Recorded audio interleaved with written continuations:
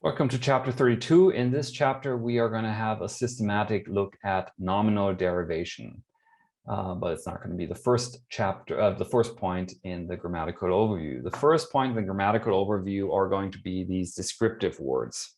So descriptive words, we've got them in English too, TikTok, Hong Kong, things like that. But in Mari, as is typical for the Volga-Kama region, the range of descriptive words is somewhat wider. We don't just have words that are describing sounds, we also have words that are describing visual phenomena and emotional perception. And if you're asking, how do you want to have the description of a visual phenomenon with a descriptive word? Well, good question. You just have to accept it, and you have to take my word for it that this stuff is intuitive for native speakers of Mari, even if it might not be for us who are learning Mari as a foreign language. That chill chill is just a good description of stars shining. So like in my experience, like the sound descriptive ones are somewhat sometimes more transparent, like that kigik kogok is the sound made by geese. Probably makes more sense than Hong Kong, but yeah. But then like the fact that shivering lips would be lip lip. Yeah. As you will see here, there are some like similarities to how these descriptive words work, or you can also call them ideophones or whatnot, that they are often either full reduplications, that we twice have the same element, like lip lip or lish lish or chill chill, or that we have two elements that just differ in their vowel, like in yirt yot, yirt yurt, for example. There are a whole lot of these in Mari, and they often are, like for us, coming from an outside perspective, shockingly narrow in their range. If you want a whole overview of them, you could just go to the Mari English Dictionary, say you're looking in both directions, all matches, and then in squiggly brackets, descriptive. That's going to give you an overview of the hundreds and hundreds of descriptive words we've got in the Mari English Dictionary. Next point of grammar, necessative constructions with shash plus ulo uke. So another necessative construction.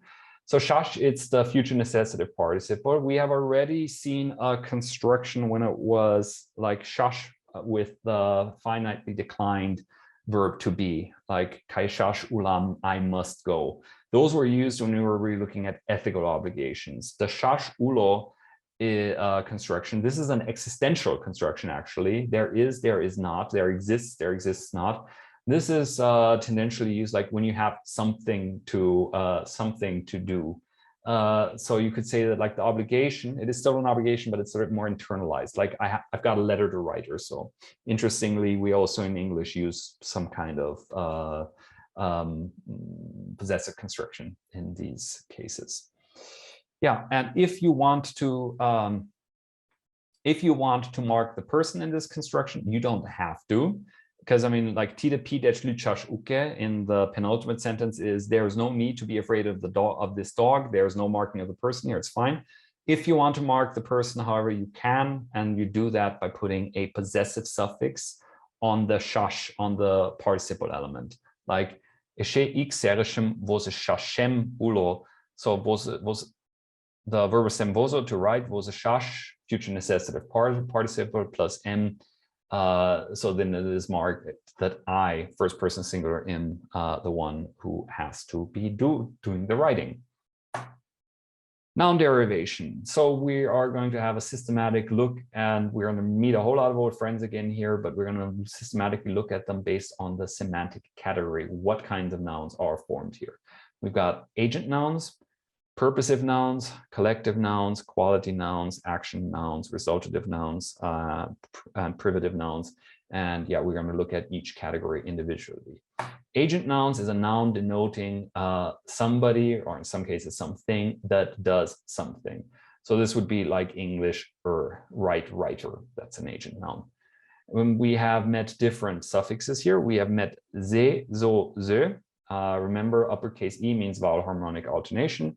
This can be attached to nominal stem to create a person that does something connected to something. Pasha, work, pashaze, worker. Ječe, ski, ječeze, skier. Sometimes we have a linking vowel, but it's not entirely transparent, like sonar, hunt, sonar, ze is a hunter, but kol, fish, kol, so with a linking vowel here. So yeah, it's not entirely transparent. We can also attach it to verbal stems and have ulgash to sew, ulgazo, a tailor, turlash to embroider, turlese, embroiderer, shimlash, to research, shimlese, researcher. But note that in all of these cases, you could also be attaching the ending of the active participle. And I mean, in practice, the active participle is the dominant former, the dominant suffix used to create agent nouns in Mari. And we've also got the somewhat less productive checho-che suffix, which we can also attach to nouns to create agent nouns, shoya, lie, shoyacha, liar, somel, work activity, somelchur, hard worker, couture, couture, shepherd, etc. Yeah, and as I mentioned, the active participles that then via conversion become nouns, this is really the dominant group here. Purposive nouns, these are nouns that indicate something that is there for some purpose. And look was one of them. We're going to see look over and over again in our overview of derivational suffixes.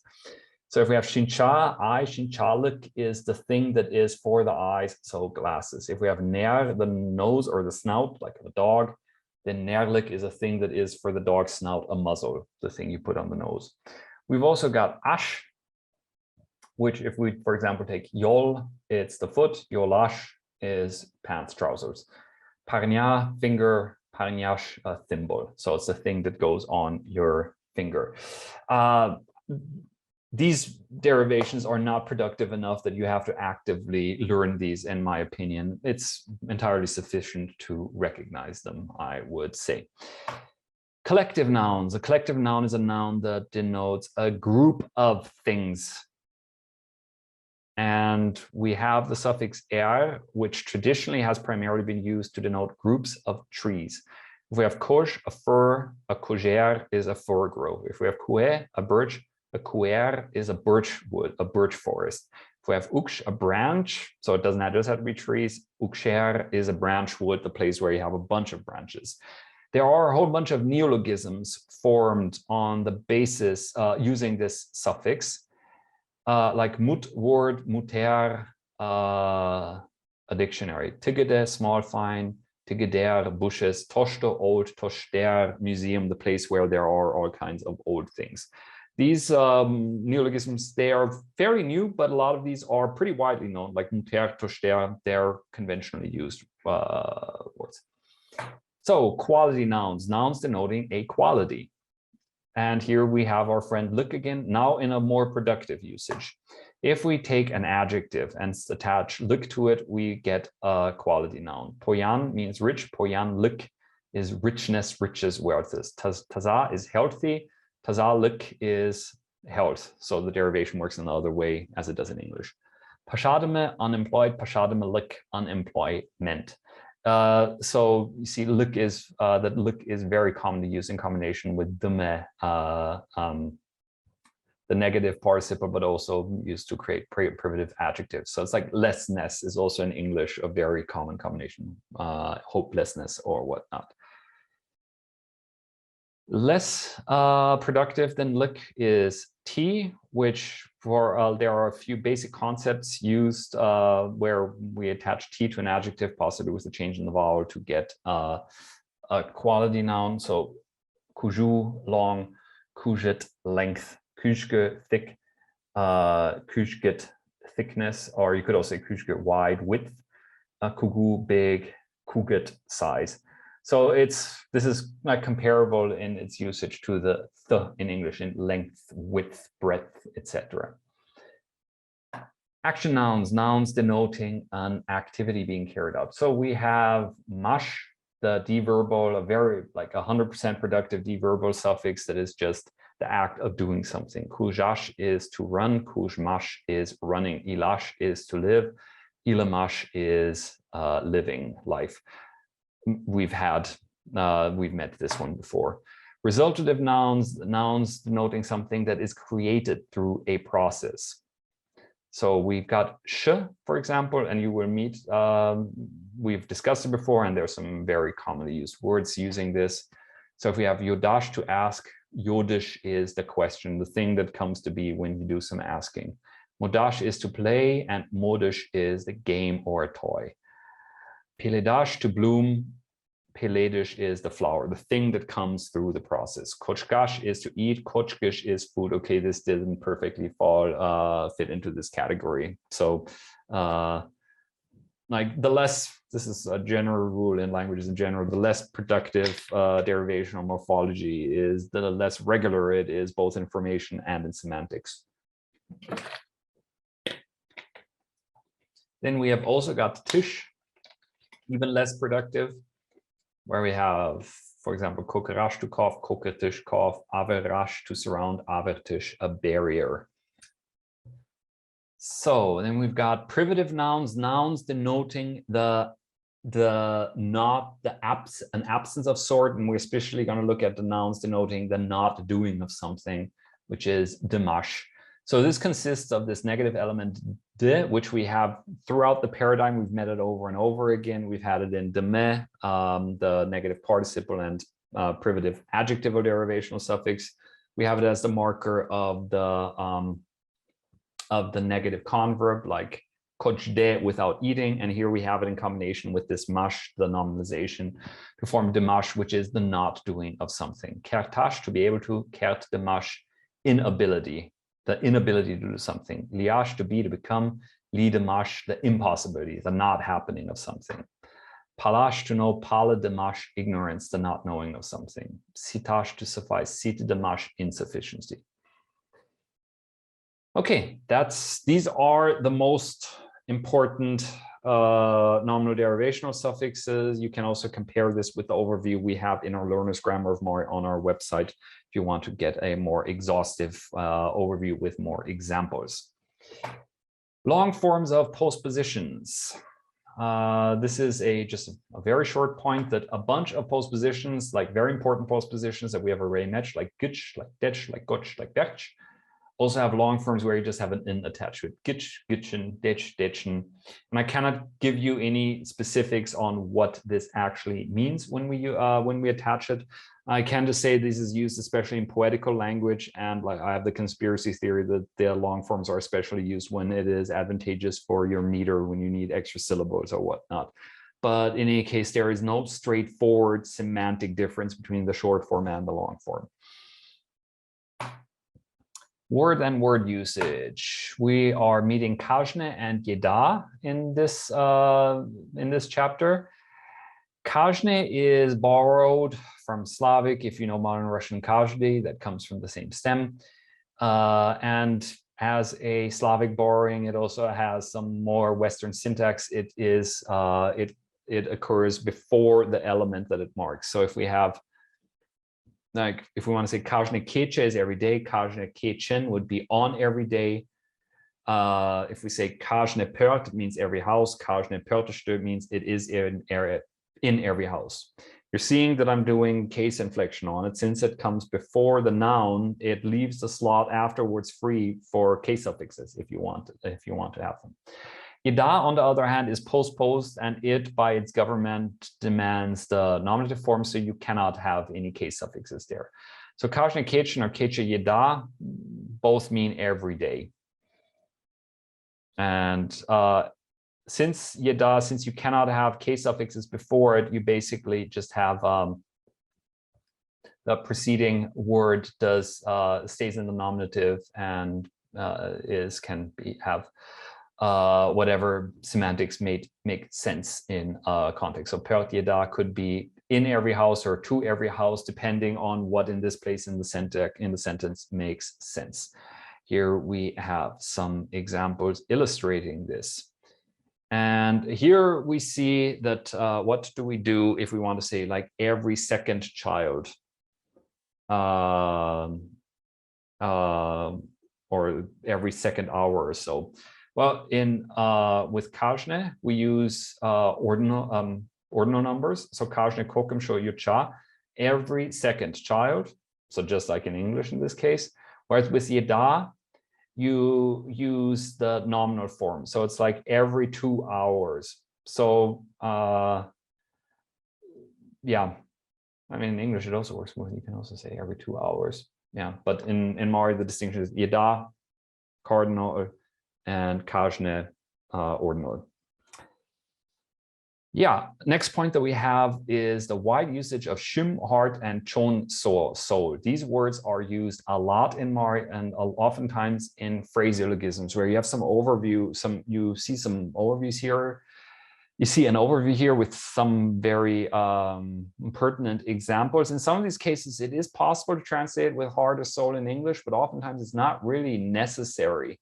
That I haven't done this, but I'm sure that if you did a corpus analysis of a Mari text and the English text of the same volume, and you look for shum and a heart, you're going to find shum used a whole lot, because often it's just used in phraseologisms where it doesn't mean very much. Like if you say like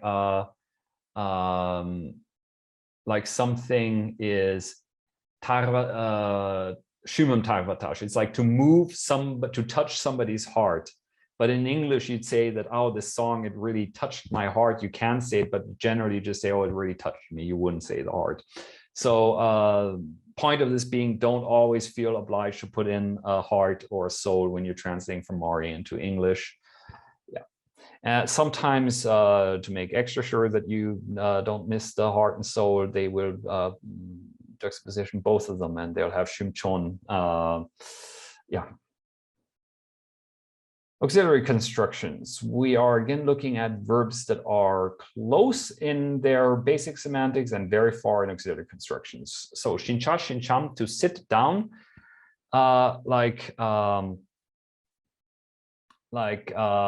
when we use this in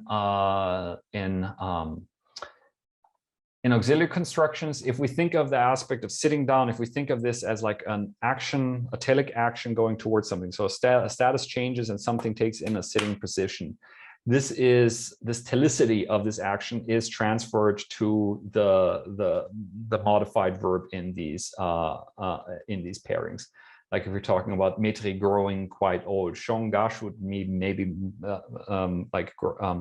shongemash, to grow old, would maybe be more understood as like a gradual process. But if you put it with shinchash, shongem shinchash, or shongemen shinchash, both work, then you're really showing this as a transformation that was carried out.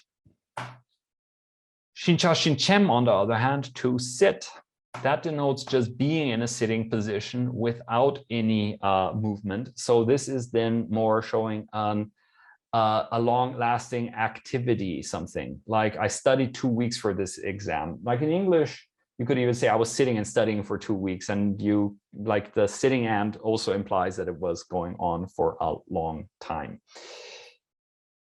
Yeah. Shuash, shuam, to arrive, to reach. This is generally used to mark that an action was carried out up to a limit, up to a successful place.